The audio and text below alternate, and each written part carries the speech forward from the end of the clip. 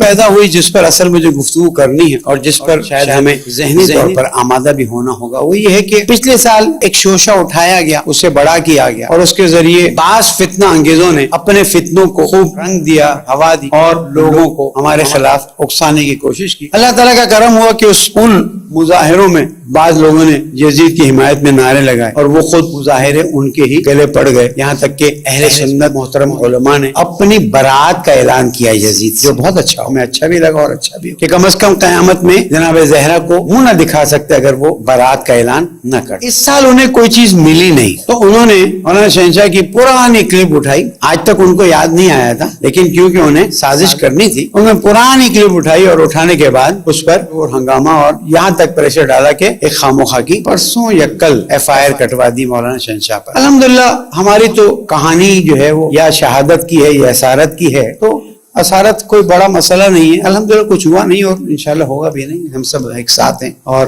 مولانا سے بھی مسلسل رابطے میں، اس میں کوئی وہ بھی ہمت سے ہیں الحمدللہ رب العالمین۔ ہمارا سوال یہاں سے بنتا ہے اور یہ سوال بنتا ہے کہ تم اپنی کتابوں سے ہمیں یہ بتا دو کہ یزید کو جس نے خلیفہ بنایا اس نے کیا طریقہ کار اپنایا۔ میرا سوال حساس ہے کہ یزید کو جس نے خلیفہ بنایا اس نے کیا طریقہ کار اپنایا۔ ہماری کتابیں چھوڑ دو، ہماری کتابوں کو تم سمجھو کہ تمہارے کام کی نہیں، ہماری کتابوں کے بجائے اپنی کتابوں میں دیکھو، اپنی سابقہ قدیمی کتابوں میں دیکھو، موجودہ کتابوں میں دیکھو اور تمہارے علماء نے جو یوٹیوبز میں بیان دیے ہیں اس کو دیکھو۔ اگر کوئی شخص یزید کو خلیفہ نہ بناتا تو کیا امت اس سٹیج پر پہنچتی جو میں نے مثال دی کہ سید شباب اہل جنہ، یعنی وہ کہ جنت کے جوانوں کا سردار ہے، اسے اس بے دردی سے شہید کر دیا جائے؟ کیا یہ بنتا ہے؟ کہنے والے کہتے ہیں کہ یزید کا اس میں کوئی کردار نہیں ہے۔ ہم کہتے ہیں یزید سے بڑھ کے آگے والوں کا بھی کردار نظر آتا ہے، یزید کا کردار نہیں، یزید سے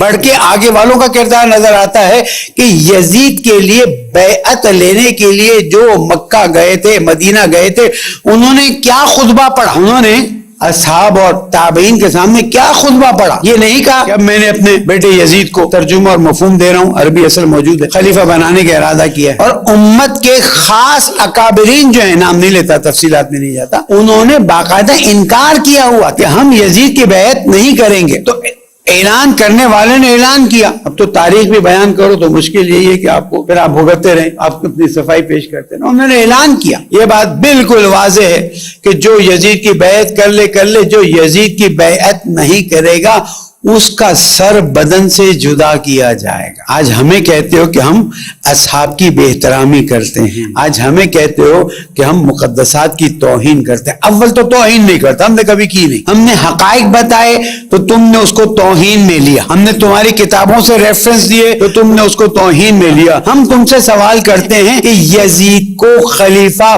بنانے کا اختیار کس نے کس کو دیا تھا؟ دیا تو کس بنیاد پہ دیا؟ اور کیا اصحاب کرام نے شدت سے مخالفت نہیں کی تھی کہ ہم بیعت نہیں کریں گے؟ پھر اصحاب کرام پر شمشیر لا کر کھڑی کرنا اور بیعت لینا یہ تاریخ میں ہے یا نہیں ہے؟ دیکھیں میں ایک موقف کو بالکل واضح کروں، اتحاد بین المسلمین سر آنکھوں پر، ہم اپنے پیارے ملک پاکستان کو شام تو نہیں بننے دے سکتے، ہمارا ملک ہے، ہماری زمین ہے، ہماری آزاداری ہے، ہماری سب ذمہ داری ہیں، لیکن حقائق کو ہم بہت زیادہ کھل کے بیان نہیں کرتے تھے کہ چلیں کربلا کو ہم صرف کربلا کی حد تک بیان کرتے تھے، حتیٰ ہم تو کبھی بھی یزید ابن معاویہ ابن یزید ابو سفیان بھی نہیں بولا کرتے تھے۔ یہ تو تم لوگوں نے ہمیں مجبور کیا اس بات پر کہ ہم یزید کے شجرے کو بھی تو بیان کریں نا، ہم یزید کے حسب اور نسب کو بھی بیان کریں نا۔ اسلام پر اتنی بڑی مصیبت آ گئی اور ہم چپ رہے کہ بھئی ہم کربلا کو مناتے ہیں، امام حسین کو روتے ہیں، باقی کس نے کیا کیا اس سے کوئی تعلق۔ وَنَكْتُبُ مَا قَدَّمُوا وَآثَارَهُمْ، ہم لکھتے ہیں جو تم بھیجتے ہو اور جو اس کے آثار ہیں۔ تم سمجھتے ہو جو تم نے بھیج دیا وہ کافی ہے؟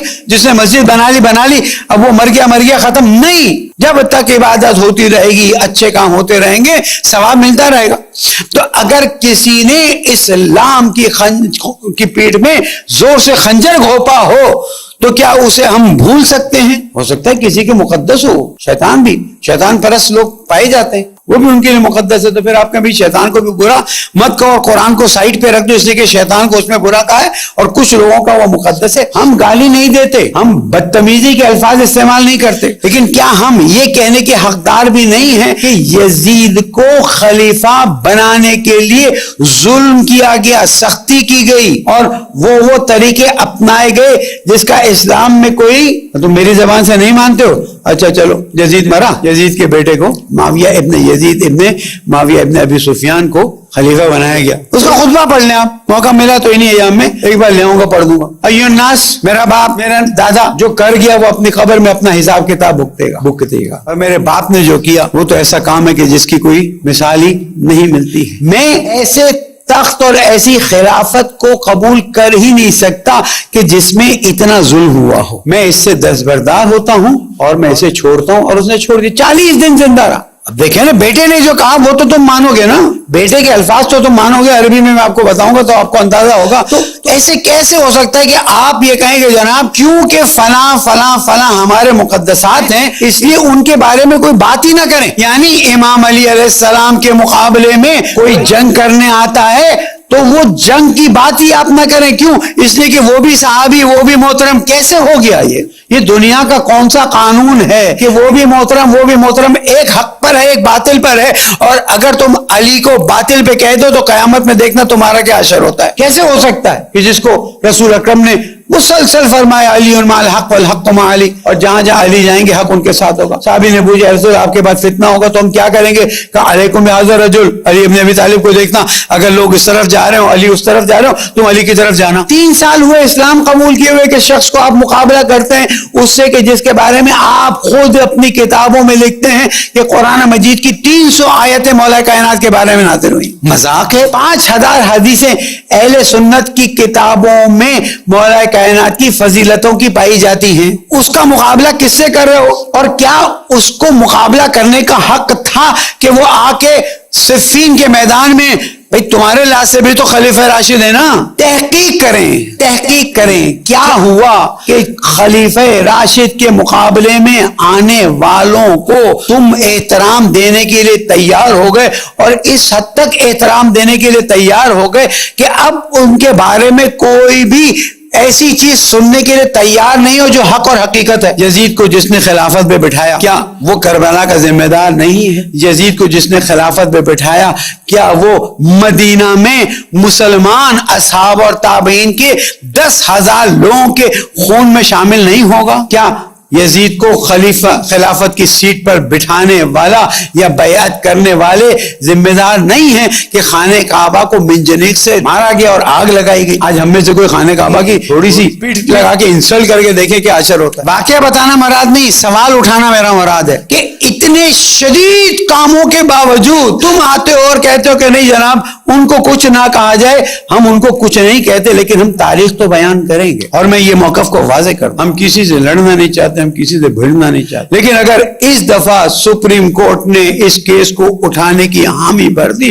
تو ہم کھل کر اہل سنت بھائیوں کے ساتھ مل کر امیر شام کے بارے میں ان کی کتابوں سے لا کر دنیا کو پیش کر دیں گے. پھر جو ہوگا حالات کی ذمہ دار حکومت ہوگی. ظاہر ہے پھر کوئی پردہ رکھا جائے گا، پھر کوئی شرما حضوری رکھی جائے گی، پھر تاریخ میں ثابت کیا جائے گا کہ کس نے اسلام کو کتنا نقصان پہنچایا اور اہل سنت کی کتابوں میں اہل سنت کے علماء نے کیا کیا بیان کیا ہے. درود پڑھ دیں محمد وال.